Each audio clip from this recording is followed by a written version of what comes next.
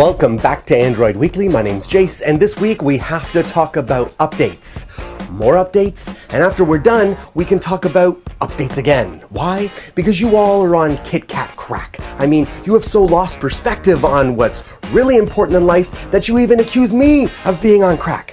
Let me tell you, I am focused on real life and death issues, okay? Like focused on killing zombies. The zombies are coming. Jayce, I'm pregnant! Okay, have fun! Rumor time. Galaxy S5 may arrive with a 64-bit processor. Now, although it is just a rumor, sources familiar with the matter have spoken to the Korea Herald and suggested that the Galaxy S5 may come with a 64-bit processor, or that could just be a marketing gimmick to get people like me to talk about it. Let's talk KitKat updates. So I know after the last video about why Android updates take so long, many of you were asking how this applies to Nexus devices.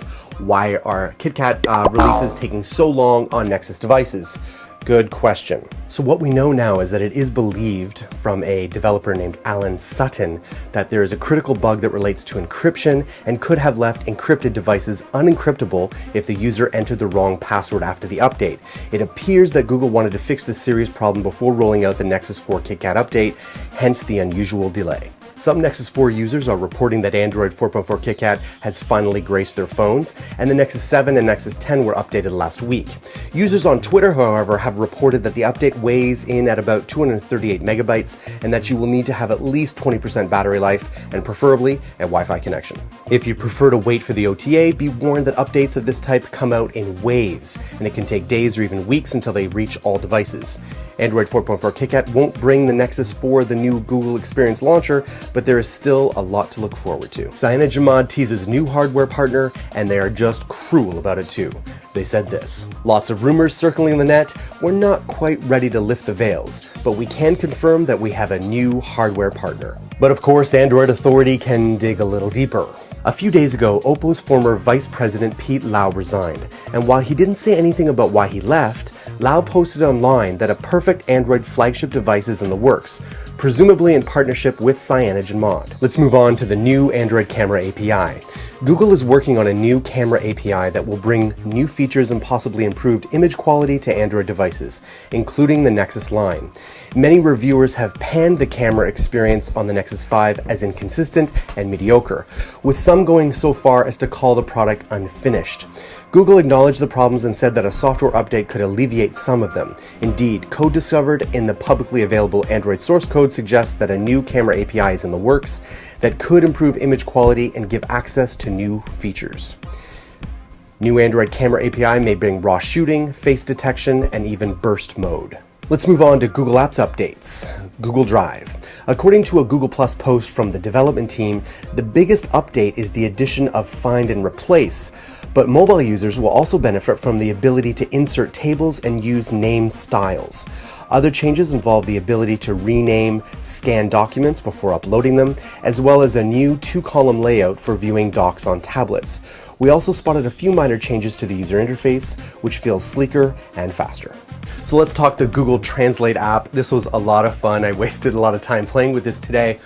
I've tried different apps like this before, and this was quite interesting. So of course you can input your language, either audio, like verbally, or texting, and then have that translated. But now it is especially helpful if you're alone in a foreign country because it is gesture sensitive. So I can input my language and hand it over to someone, and the device recognizes that movement and translates it in that process. And then when it's handed over to that other person, it outputs that in either text format or audio format.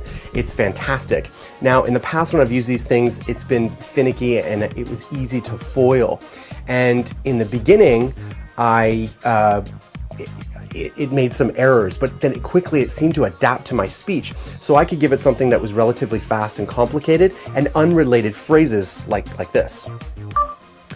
Ich glaube an die Gleichberechtigung zwischen Mann und Frau und ich habe meine Hund verloren.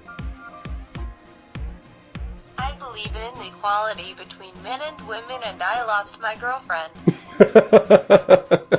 It made some mistakes there. I said, I lost my dog. But It's been otherwise like really, really good.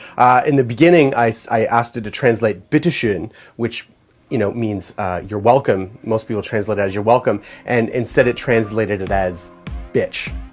But it has otherwise been really hard to stump. Fantastic update, really enjoying it. Moving on to Google Wallet. Earlier this week, Google started rolling out a brand new app update for Google Wallet. The update introduces several new features, such as the ability to add credit card and debit cards just by taking a picture of them.